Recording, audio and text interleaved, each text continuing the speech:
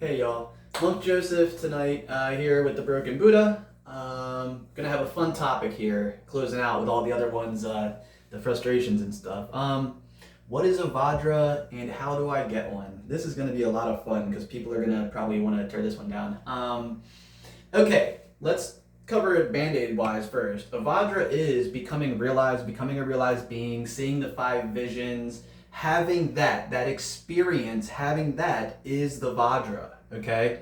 It is an unstoppable, unbreakable, I'm gonna call it a tool, even though everybody else wants it to be a weapon. I mean, I guess you could use it to hurt people, but you're supposed to use it to help people, and it's kind of the whole tool weapon thing. I had a discussion with Kung Fu Master briefly about something like this. All right, so that's what the Vajra is. I don't care if you agree or disagree because I'm a Vajra holder, so I have a right to say these things. And what is the difference? And let's clarify why you think what I'm saying isn't the Vajra, because you've seen people who have Vajra fist or Vajra body. People who go through iron shirt qigong or golden bell and they can stop things. If you want to go really mystical with it, there's oracles that allow spirits to possess them, that allow them to bend like knives and swords and stuff.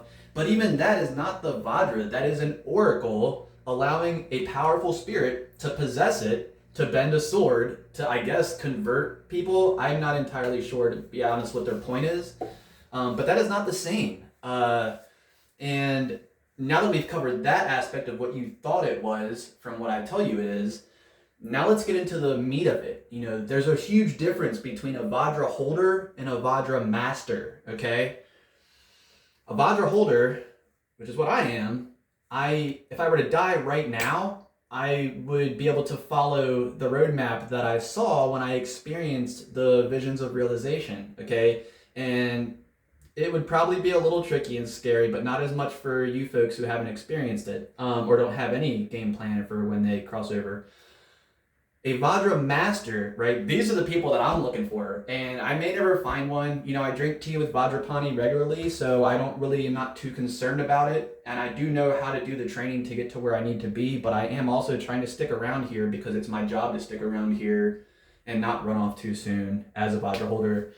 But yeah, no, I am not a Vajra master. A Vajra master is an enlightened being. I am not an enlightened being. I mean, we're all like fully enlightened underneath the mud, within the lotus. But I am not a Vajra master. I am not an enlightened being. I am step one, which pretty much just means everybody doubts and hates you. You'll make it out, and no one's gonna let you help them. Is what is what it really means.